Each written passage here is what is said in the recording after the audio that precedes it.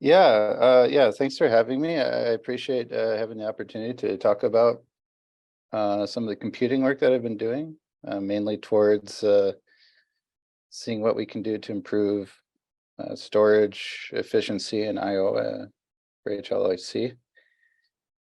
I decided to put a few intro slides in here because I understood we would have maybe some people that were younger as well, so they would probably appreciate a recap of where we're at.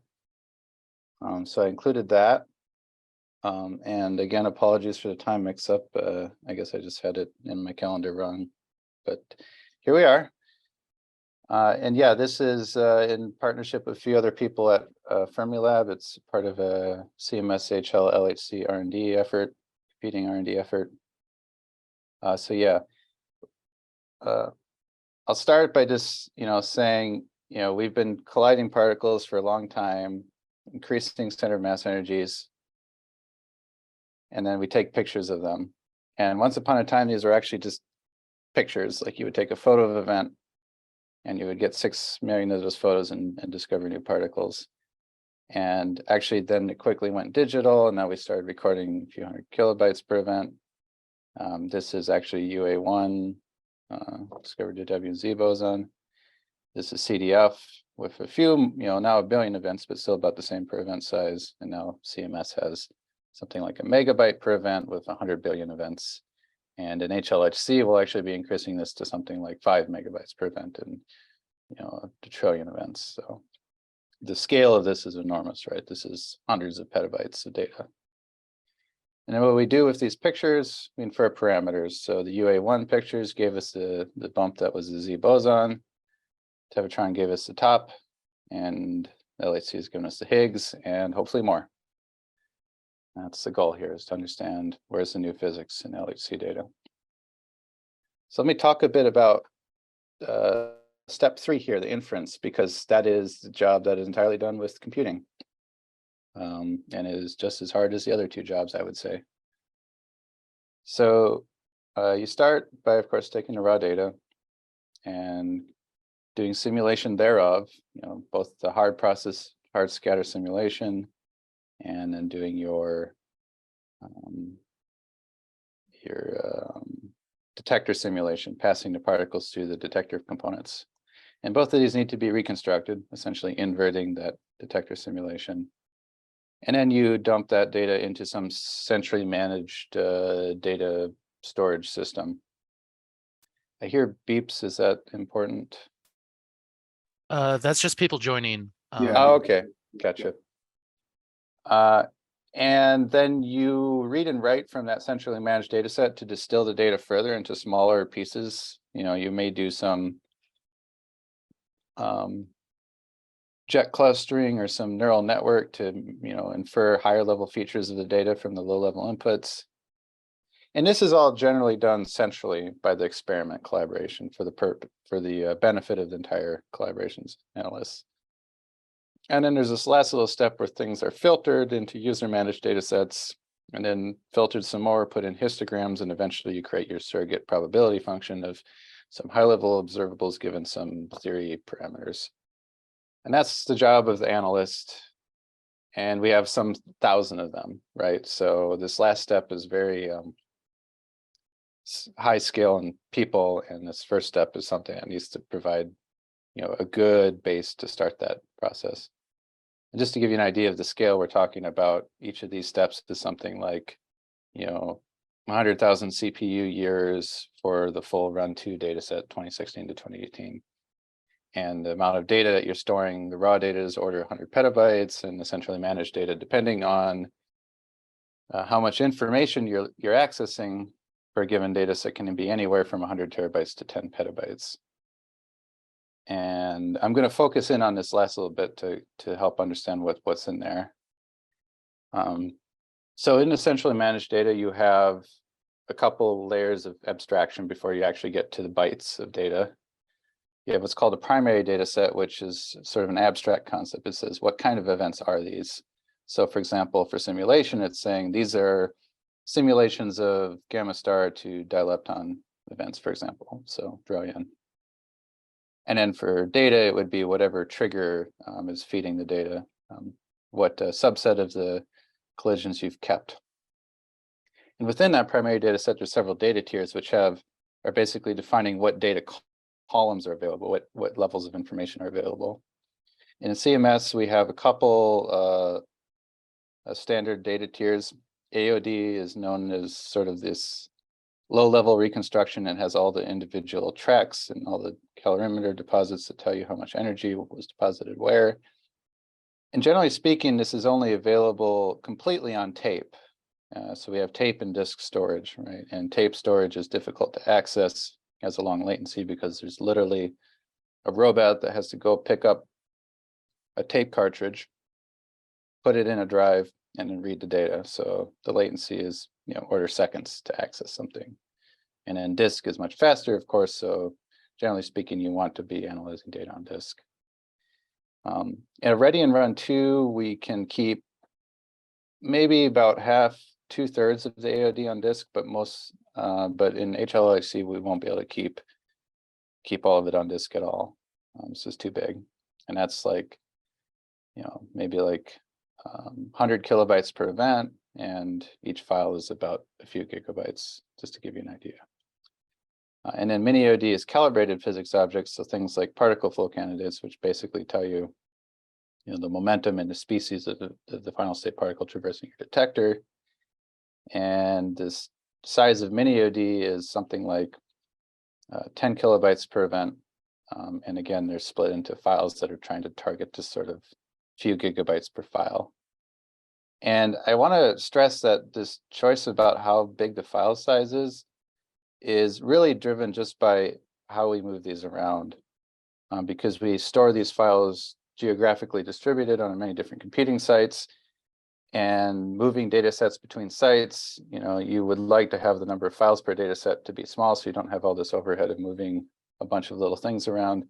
And so that's kind of what drives the size of the files. It's like something like a few gigabytes per file. But on the other side, on the other hand, what that means is if you want to access some subset of information in a file, you may have to read more than you'd like. And so if I, imagine opening a file and trying to access some data columns, some components of the event information, you can imagine some workflows like this one I'm showing here may access most of the data, but not access some data. For example, the workflow that I'm visualizing here is not accessing these slimmed puppy jets, which I won't go into what those are, but just assume that's some high-level event information that was not needed for the processing test that is being shown here. And I've drawn these little boxes sort of to indicate actually how the data is laid out in a file. So on the row axis here, the y-axis, we have an event index, which is just sort of the event number counted sequentially. And in the column, is the type of data that is being accessed. And the size of the box is actually meaningful. It's showing you how the data is stored in the file in contiguous, what's called root T baskets. And so for a given chunk of events, you'll have a certain amount of data columns. I'm sorry, for a given amount of, for a given data column, you'll have a certain amount of events stored in a given basket. And that's the sort of smallest granularity unit of access that you can actually get in the current system. If you want to read, let's say, event 20's LHE event product, then you have no choice but to read this entire block to get event 20 information out for that particular thing. On the other hand, for a data product like the packed PF candidates, if you want to access event 20's, you only have to read this block.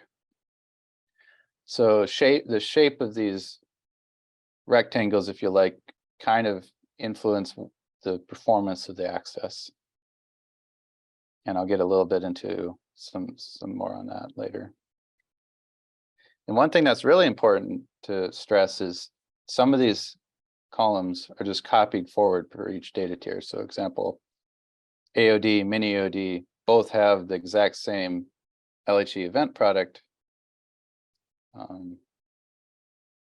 and that's duplicated information. And the only reason why it's copied forward is because it's easy to access on mini-AOD, because mini-AOD is on disk, AOD is not on disk. So if you want to get that information, you need to copy it forward so it's conveniently accessible.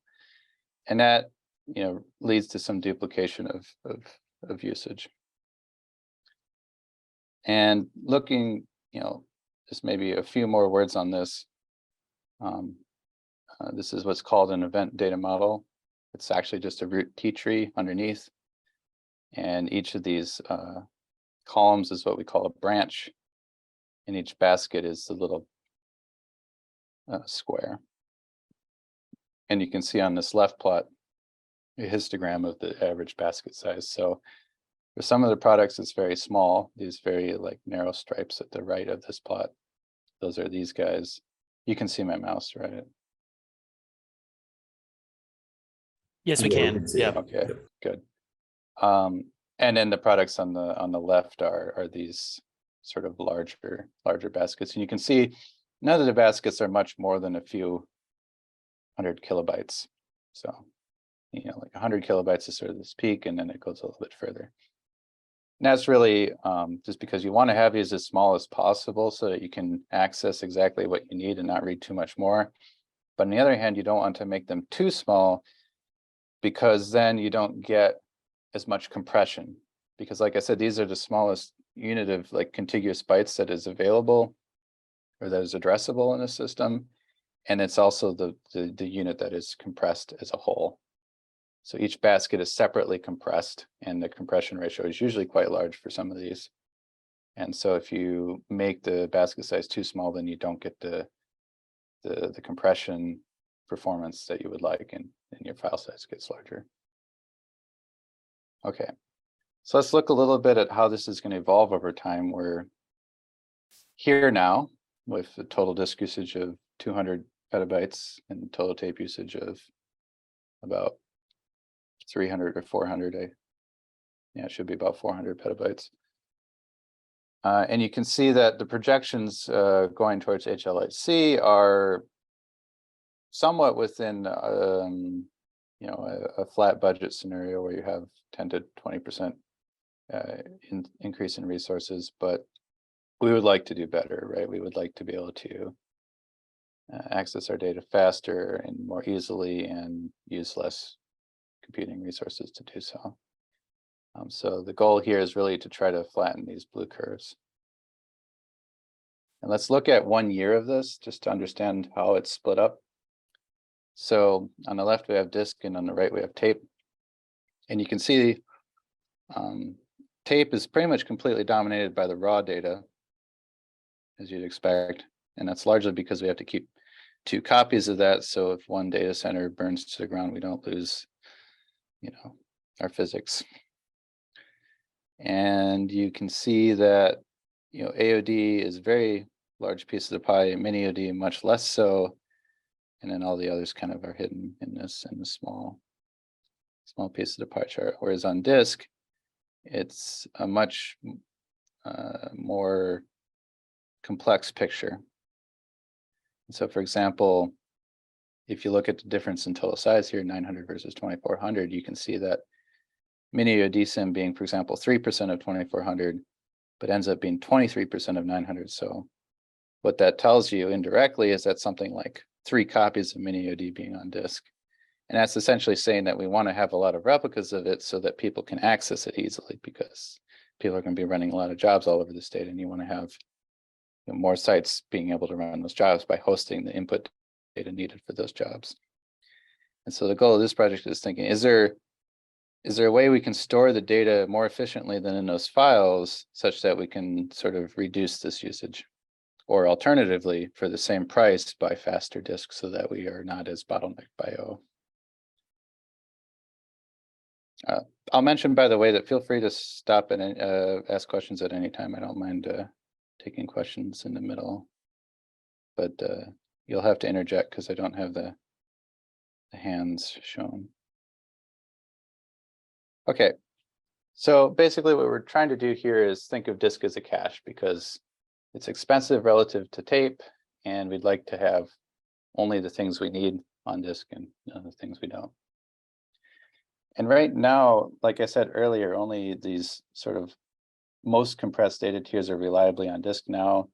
And that's mostly okay because we have something like 10 years of experience with the detector to know exactly what we need to access. And for HLHC, part of the things that go into this model, for example, this large operations percentage or this large Alcarico or SCIM, is a hypothesis that new detectors may require more time with the low-level information to really understand them. For example, when we commission a high granularity calorimeter at HLHC, it'll probably take us a long time to understand exactly how to best reconstruct physical quantities of interest, particle flow candidates from that low-level information. And so you'll need to be able to keep that low-level information accessible on disk for people to do those studies. But then again, you don't want to store it for data sets that you won't be running those studies on. For example, you might not be running on all your signal data sets. So you really want to keep all the columns that are specific to the study you're doing available and none that you don't. And this is where, having a restriction of statically defined data tiers or statically defined file content is really limiting. So the question is, can we reduce disk use from this primary data set times data tier granularity that we have now? And I think the answer might be just object stores. So to explain what that means, I'm going to compare that to the traditional data storage technology, which is a distributed file system. And there's many examples of distributed file system technologies, NFS, EOS at CERN, Dcache, Lustre, Hadoop. Maybe these are terms that you've heard before.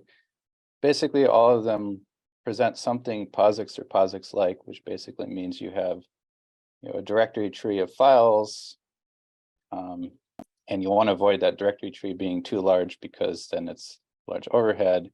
And there's also more guarantees with regards to concurrent access than you probably need for the data that we're accessing, because we don't really need to concurrently read and write our data files, right?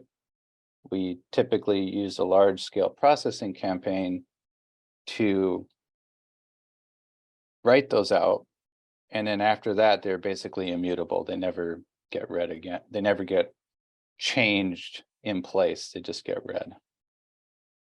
And object stores basically are taking advantage of that assumption to simplify the internal design. And also they have a more native remote access than the traditional file storage, because right now we basically put a protocol XRD on top of the existing file system to be able to read it remotely, whereas object stores are sort of natively designed to be read over a network protocol like HTTP. Nick, I have a quick question. Mm-hmm. Will you later in your talk talk about the differences between what you're calling object store and, say, database access? No, but I can in words now. So a database can be used as an object store in the sense that you can have schemas where you essentially have a blob of bytes, and you can, use SQL queries to, for example, join blobs together. Object stores in some sense is actually simpler than a database. It's has less features. It's a key value store in exactly the same way as a Python dictionary is a key value store. You have a string key and you can get some bytes out of it. And that really is more or less all it has to offer. And that simplicity also allows it to scale quite easily. And I'll talk a little bit about some of the, actually it may even be the next slide, but I won't promise. Okay, thanks, that's very helpful. Yeah, I mean, databases are really for when you have small amounts of data that's relational in some way, in that sense that you need to join quantities together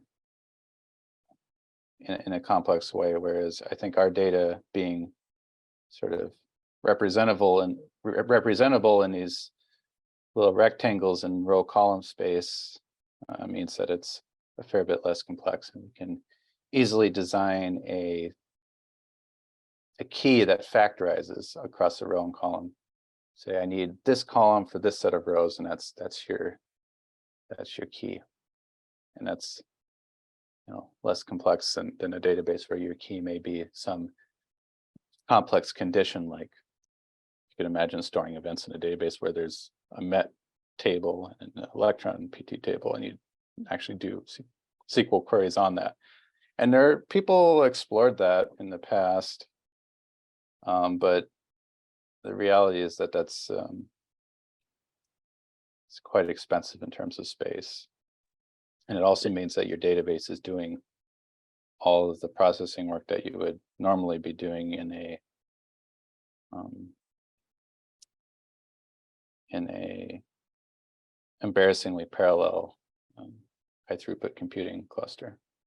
Yeah, absolutely. So the reason what prompted my question was that I was one of the people who worked on that in the long distant history. On CMS, we had originally the software was linked to an object database called Objectivity, and we found that was really overkill for the task at hand, and that overkill made it very inefficient and very awkward and unwieldy.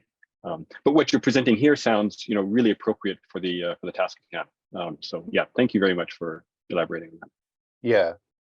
Yeah, no problem. Objectivity is a common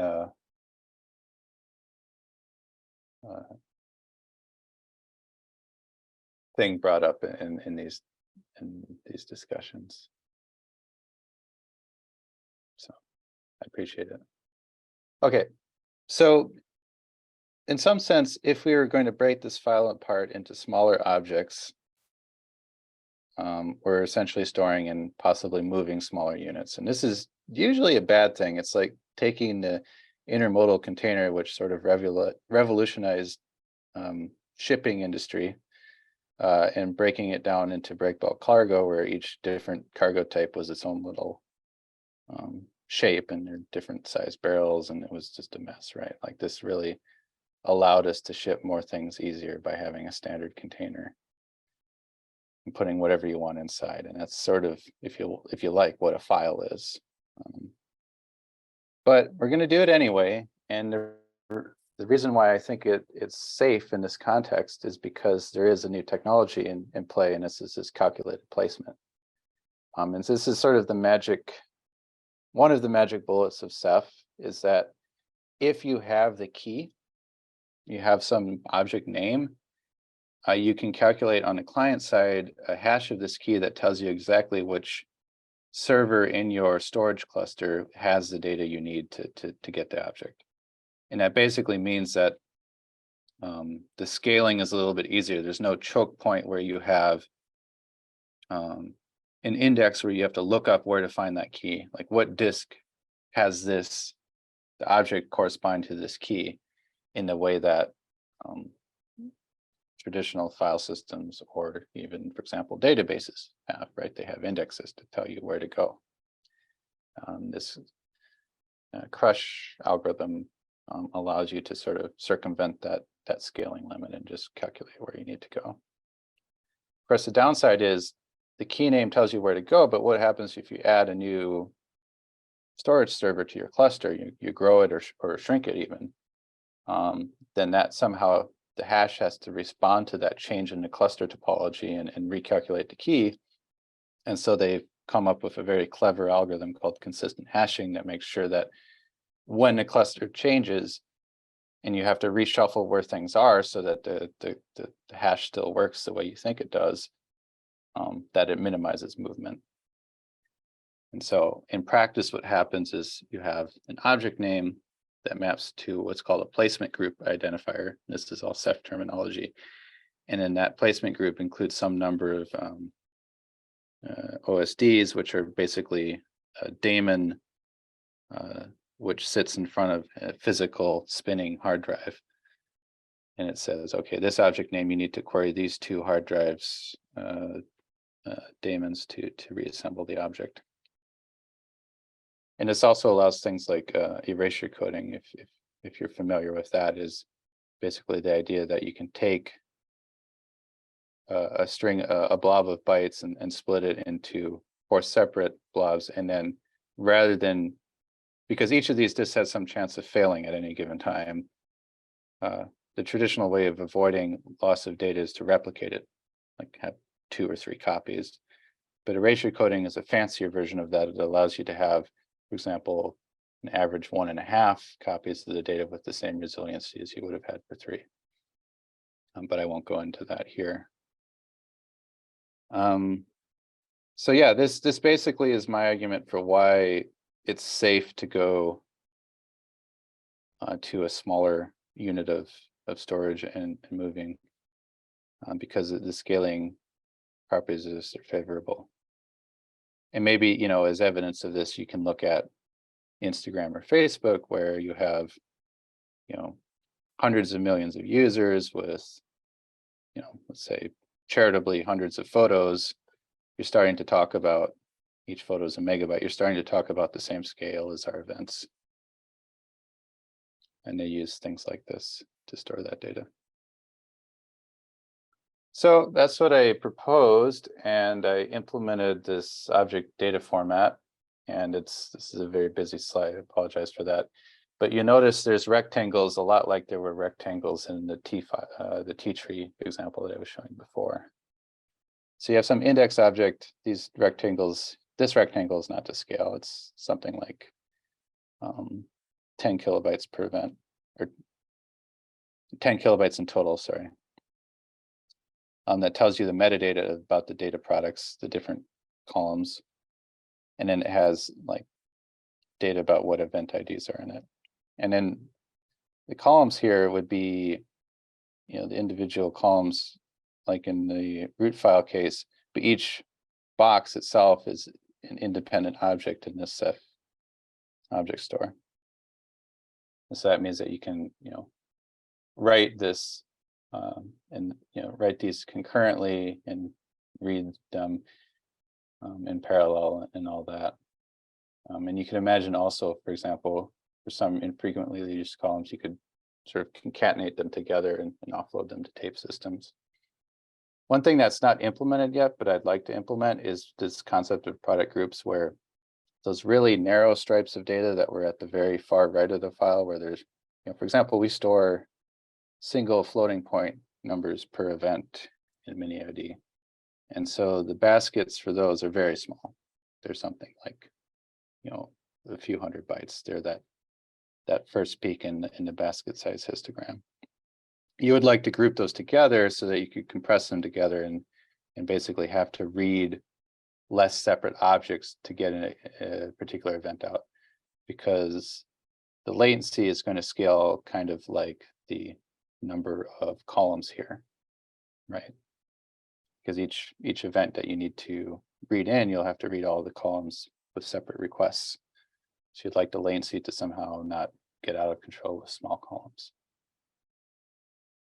And we'll see that this not being implemented will be a limitation in the performance that we see so far. Okay. So a bit back to, you know, why this would save space. Here's a simple strawman argument that shows some space savings. So, for example, imagine, and sorry, this is a bit CMS lingo. So ultra legacy is basically, we've done 2 reprocessings of the run2 data since it was first collected. And besides the reconstruction that happened as it was collected, that's called prompt. Then we had the end of year reconstruction, and we had this thing called ultra legacy reconstruction. And for example, even within the ultra legacy reconstruction, we already had 2 different versions of the MiniID data tier, because something had to change. Some individual data product, some individual object had to change. And so in the straw man, I'm taking an example of maybe we had to update some high-level feature of the electrons. And in the tier-based scheme, you would make 2 versions of MiniOD with your, all these old products copied forward, and then you'd have the slibbed electrons, updated. In the new scheme, you would only just write the updated slimmed electrons, so you already have a factor of 2 savings. And I wanted to just draw attention again to this gen particles thing, because that's another thing that is, in principle, just copied forward from AOD, and in itself is extra space. So the idea is like keeping only new products would save a lot of disk. Hopefully that's clear. Okay, so I was going to talk a bit about the specifics of this Ceph technology. It's a distributed storage system. It uses this calculated placement to scale easily and be fault tolerant through erasure coding.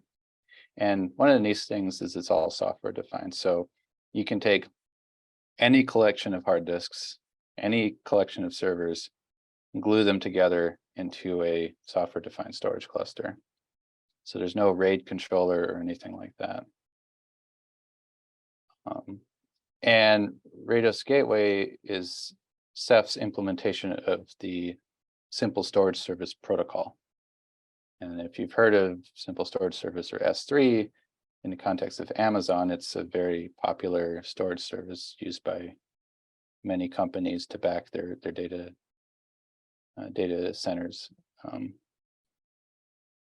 And Ceph just implements the protocol. It's not related to Amazon service. It's one of those things where, since Amazon was first to market, they got to define the protocol, and everyone else implements the same protocol, but with different technologies behind it, which in itself is kind of nice, because then whatever system we build here, we can run it on top of our homegrown Ceph cluster, or we can run it on top of AWS S3 or Google Cloud Storage or whatever other commercial service if we want to pay for it instead of running it ourselves.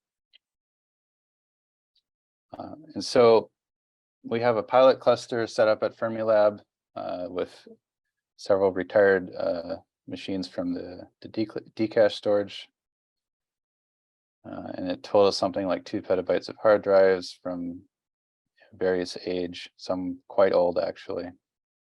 We also have 2 servers for the metadata. Alongside the objects themselves being stored on the disks, we also have an index that just lists what objects are in the cluster. It's not an index that you need to go to find out where the object is. Like I was saying before, it's calculated placement. The index just lets you know what you have. And for example, some attributes like, do you have the right to access it, or when was it last modified? And interestingly enough, in Rados Gateway, you can actually completely disable the index. You can have what's called an indexless bucket. And then you don't have any information about what's in there, but you also don't need to store that information, which represents overhead. It turns out that the metadata per object is something like 300 bytes. So if you have a lot of objects, 300 bytes per object can start to add up itself, but you'll see later that I did test both. We did test both with and without the index.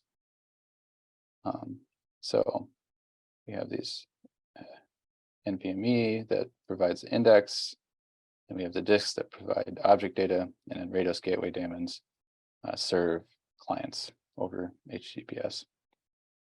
And in parallel, for comparison to existing system, we have Ceph also provides a file system overlay on top of the underlying object store technology, so it can look like a file system. That's what's called CephFS. And then we have extra D on top of CephFS, and therefore the client can also speak extra D to the same set of hard drives as it's accessing through S3. So it's trying to compare, protocols in the whole stack, but using the same hardware. And so there's an edge machine that provides this extra D service, and there's also some edge machines that provide sort of Ceph management. And this bottom left here, I am trying to read and write objects as fast as possible to the S3 service from a client that is sort of outside the cluster, but connected by a 10 gigabits per second link. And so you can see that the read performance can get, almost to the point of certainly, getting into the 5-6 gigabits per second range here, 800 times 8.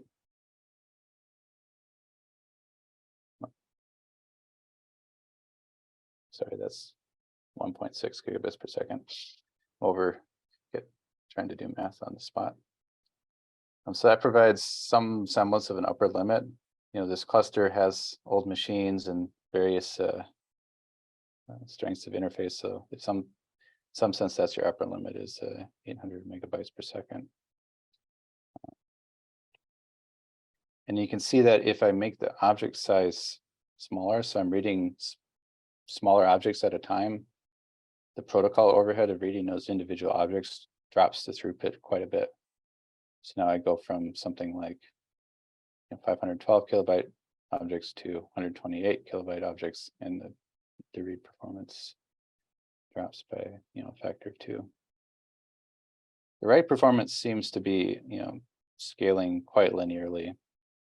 I think maybe just because it's less close to whatever network bottlenecks or what other bottlenecks are preventing the read speed from getting higher. And there you see the same sort of difference between the size of the object.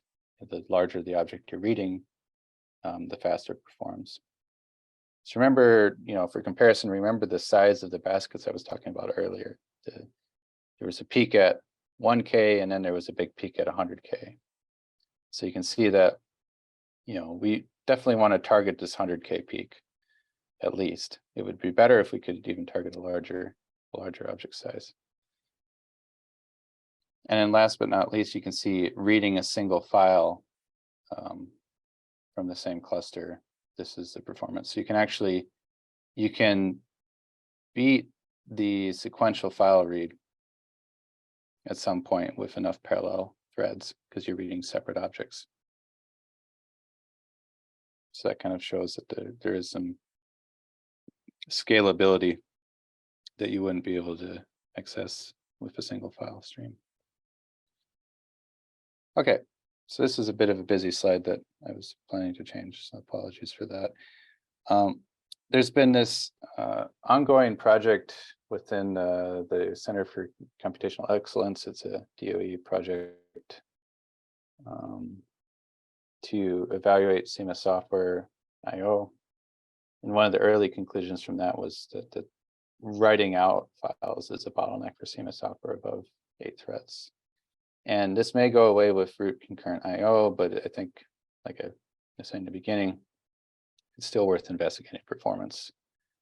And so what we've done here is we've used this framework that was built to evaluate these alternative I/O strategies, and it's add a S3 source and outputter within this framework using a backend library called the libs3, and then trying to write a fully asynchronous framework with thread building blocks tasks.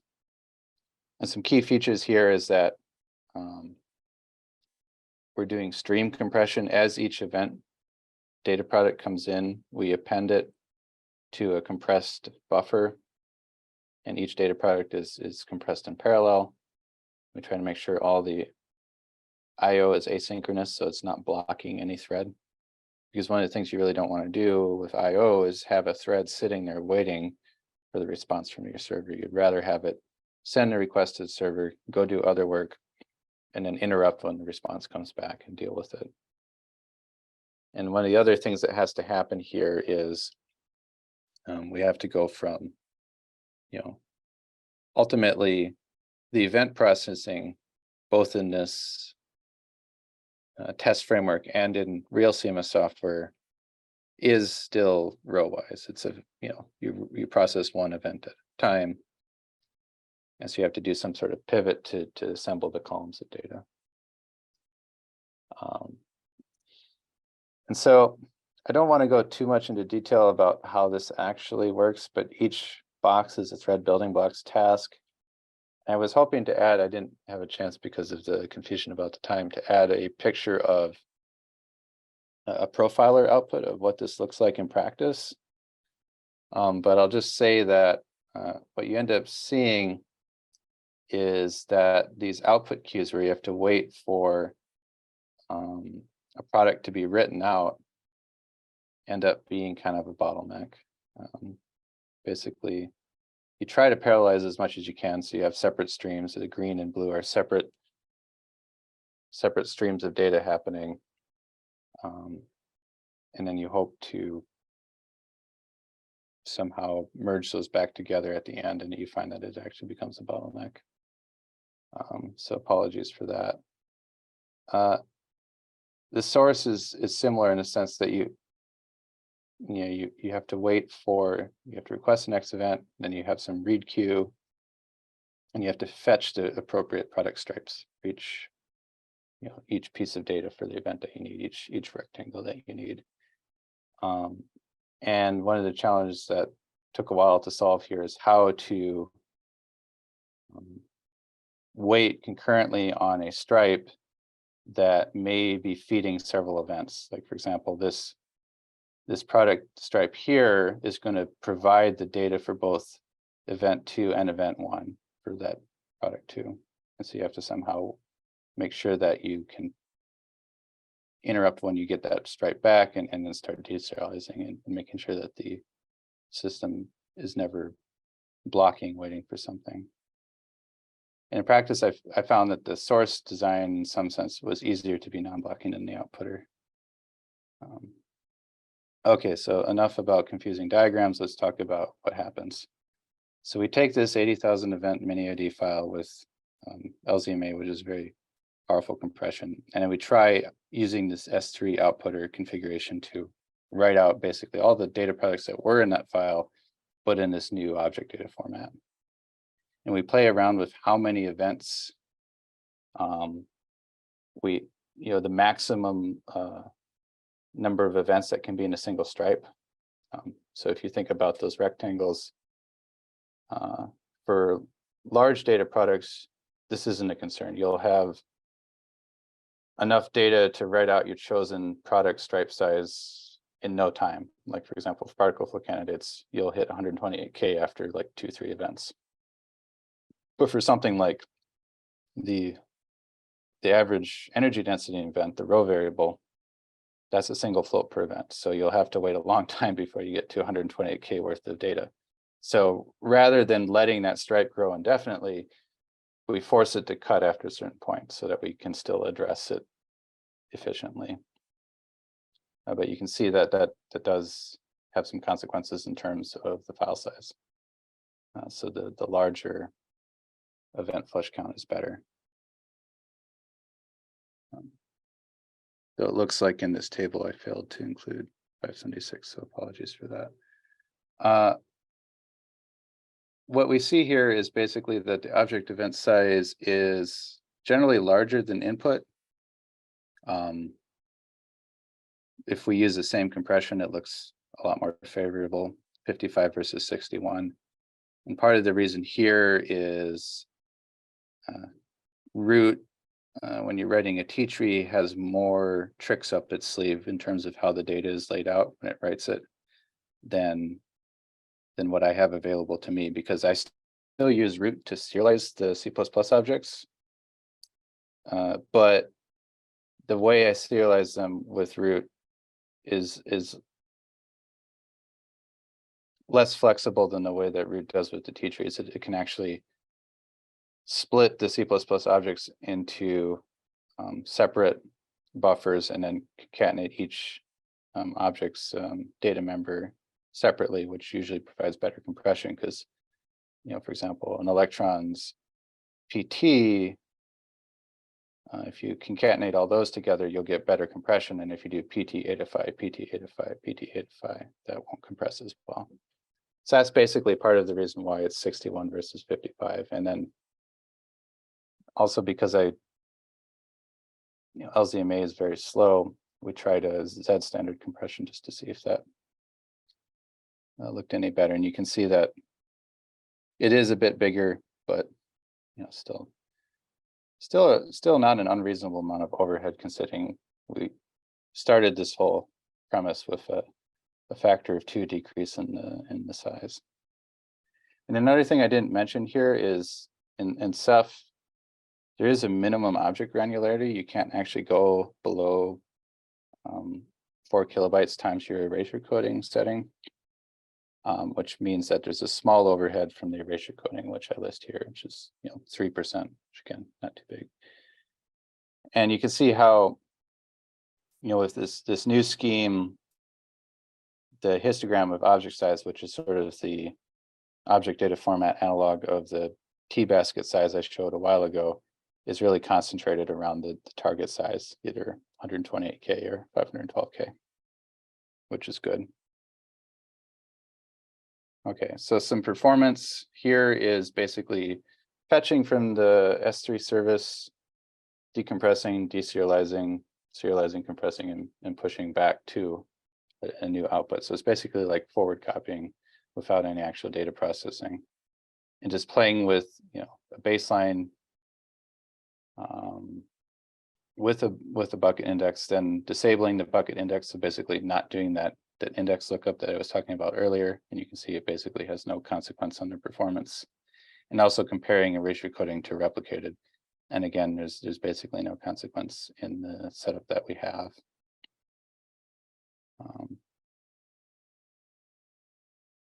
Yeah, and so you can see that this is a pretty linear thread scaling, and a little bit better performance, generally speaking, with the larger object size, 512K versus 128K. Although this is one run on a particular system, so the error bars on these are somewhat sizable. When we do repeated runs, we see a little spread. Okay, here's just looking at the read-only part of this, and you can see the events per second grows proportionally. So we go from something like 800 events per second. Or sorry, no, it stays the same. Yeah, gets a lot larger for the other outputter. So we'd like to compare this to, for example, the root source that we have in the current CMS software grid job. And here actually the performance is very flattering, because the root source that's in the current CMS software job is really restricted to essentially a single thread. And so the thread scaling of the serial root source is flat. There's no scaling. And then here's the S3 source. And for comparison, we have this source which basically just dumps the whole event sequentially. And so it doesn't have to do that row to column pivot. It can just, as soon as the event is done, it just appends the whole event to the end of the file and it moves on. And so that actually works a lot better in read only. But interestingly, in the read write, the S3 source is more competitive with this PDS source. But the root source I can't even test, because there is a seg fault when you try to use multiple threads with the root outputter. So all this to say, I think, I'll skip this bonus. I think object stores provide very clear new capabilities for data management in terms of the disk requirements and the flexibility in defining data tiers. But we have a lot of work ahead, because to fully utilize these, we need completely new data management service, and we need also to keep track of the full data schema, not just the data products per event and the event stripes. We need like runs and limit sections, etc. And in the prototype, the performance and thread scaling is pretty favorable. We have actually done some scale tests since then, and it looks like it's holds up when we submit, say, 1,000 jobs doing all the same thing. It doesn't fall apart, which is good. But we don't have plots of that yet. We will soon. So apologies for a bit scattered. I was planning to polish this up a little bit and with the timeline, the time of this got miscommunicated, so it's a bit scattered. And thanks for listening. Thanks, Nick. That was super great and really interesting. So I guess I had one or two questions, maybe others do.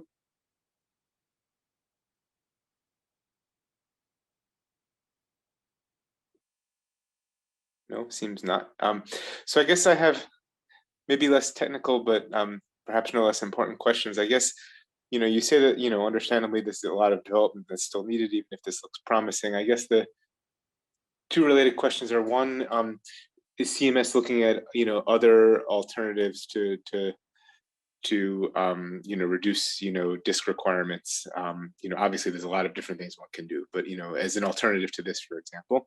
And then two, the challenge with things like this is always that we're big collaborations and slow to adopt things. And so, are there others that are, I assume it's not just you and Bo that are working on this, because I assume that something, a change of this size needs a big team of people and buy-in from the collaboration. So, what are the odds of that happening?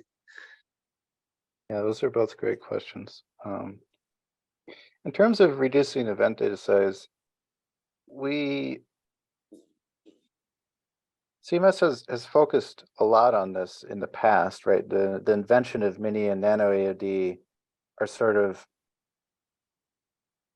specifically targeting trying to get the same amount of information compressed into a smaller size so you can host more copies of it or have it closer to the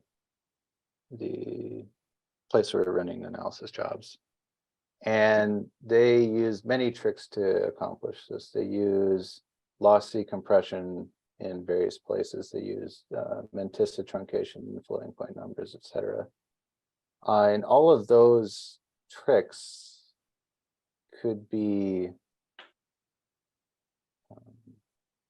used more intensely, right? You could imagine further compressing in a lossy way the data. Or you can imagine trying new compression algorithms. For example, I said I use Z standard because it performs a lot better than LZMA in terms of decompression and compression speed, but LZMA has sort of the best compression ratios. Maybe some future compression algorithm will have an even better compression ratio with, still decent read and write speed. And so that may also help in this department. But I think what this object data format has that basically nothing else does is the opportunity to sort of free ourselves of data tiers and say, okay, we're actually going to only keep the subset of information that people are accessing for the data that they're accessing. Like, for example, in the use case of commissioning the high granularity calorimeter, maybe you only need to look at JET data sets and you don't really need to look at some SUSY sample or something. And so having the detailed information only for that data set would be nice. And vice, it's just, it gives you more options for what you have on disk, I think is the main point. Sure. And that's something that I don't really think anybody else is in the business of looking at. Sure. Mm-hmm. As to your second question about adoption, yeah, so this is a very difficult question because you're throwing out essentially the entire storage. Yes. Yes. I'm very aware of this. That's partly why I was very happy to come and talk about this, because it would be very nice to get other people enthusiastic about this and see if we can come up with the effort to make it happen, because I certainly won't be able to do it by myself. Well, there will be hopefully future CMS students in the traineeship. So yeah, Rick, I see also that Andy's around, so maybe we can you can, if you're Yeah. interested in students, I think the two of them hopefully will have some in the future, next year. Yeah. So, So I've mostly been focusing on, what kind of questions need to be answered before this becomes a full system. So, clearly that the first question is, can a software framework read and write this with the same performance as the existing setup? And I think I've already shown that it can beat the existing setup. So that's fine. Then the next question is, how does the bookkeeping of all these little objects scale? right. And that's the thing that I'm trying to address now, just trying to think, okay, what would a workflow management system that lives on top of this look like? Because I don't think it's obvious that you would end up with the same workflow management we do now, where you say, here's my list of input files, here's my output file, go read them sequentially and spit out the output. You could imagine, instead of a list of files, you're setting event ranges and what products you need, and you may actually want to be writing out a new version of an individual product without actually, in the same order as the old version, right? And that is a particular challenge for basically every framework that I'm aware of, because you would like to be able to say, I want these input columns to give you this new version of the output column in the same order so that it can be easily read by downstream jobs. Mhm. Right. Yeah. This column appending, this is kind of a holy grail that I have yet to see shown in practice. But interestingly, I'm sorry, Chris Jones has been advocating quite hard to basically get rid of this event collation queue here, because basically I want to make sure that each product stripe, the events are put out in the same order, which is why there's this sort of dependency that as soon as all the products are done, you say the event is ready and you put it in this output queue so that the events are all appended to the product buffers sequentially. So that's this sort of line of dependencies. But that's not necessarily required, right? You could imagine writing events out of order in a product stripe as long as you keep track of them, but then it makes your source more complicated, right? Because then you have to reassemble the ordering. And so I think that's sort of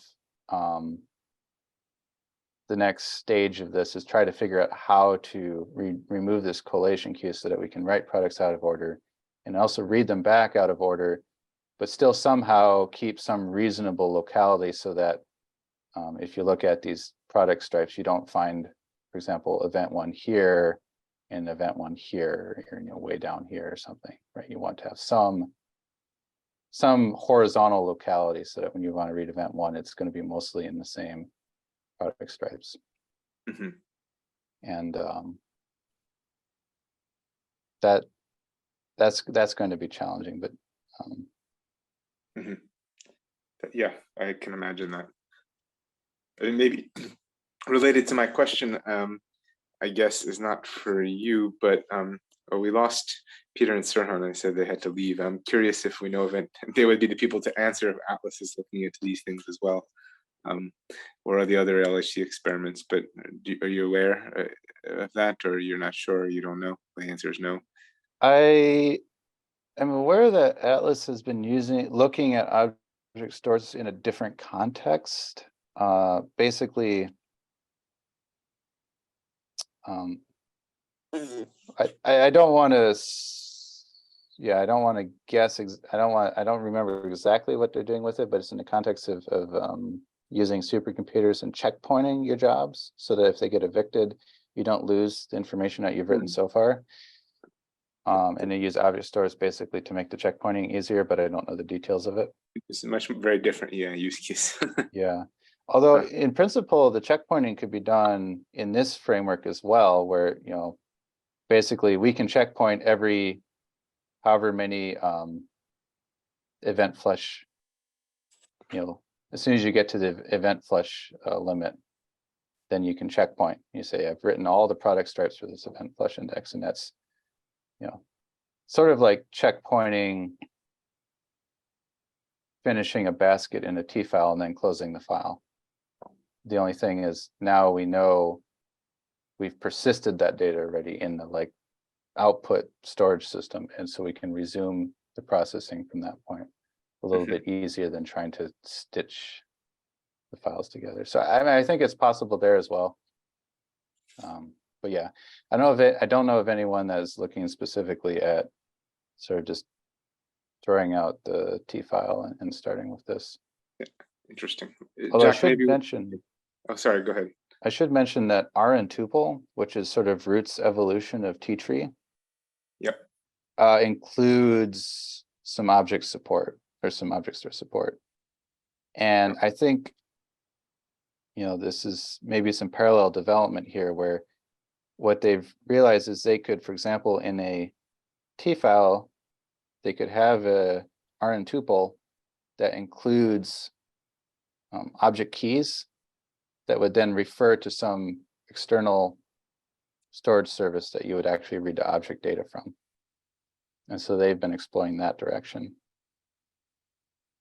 Yeah, I know there's a big push to move to that on Atlas, I assume. Yeah, Rn tuple. So Yeah. Yeah. For HL8C, I mean, the nominal schedule is for both CMS and Atlas to adopt Rn tuple.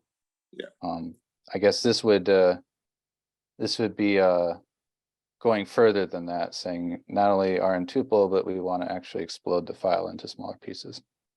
Yeah. That makes sense. Okay. I think that makes a lot of sense. Thanks. I know those questions don't have simple answers. Are there other people with questions? I know a few people had to run out because we were already a little over, but Oh, sorry, yes. no, it's okay. I mean, we started a little late, so it's fine. Don't worry about it. If people have to leave, they have to leave. It's not a problem. So Yeah, so I had some questions related to sort of, I guess, the more flexibility in defining the data tiers and maybe in the context of data discovery, but in the course of your descriptions, your answers to Jared, I think you more or less answered most of them. So this really interesting talk, really nice, interesting talk. Yeah, thanks. And again, sorry, I get messed up on the time. It was probably a little discombobulated.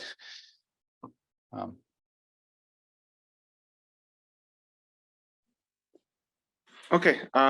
Seems like there's no one else. So thanks again. That was super interesting, and I learned a lot. And I appreciate everyone who was able to join. And thanks a lot again, Nick. And for those who are in the program, I'll send out an email some point today about our last talk of the last seminar of the year, and then we'll try and gear up with the monthly talks again starting in the fall. Okay, thanks a lot, everyone. Bye-bye.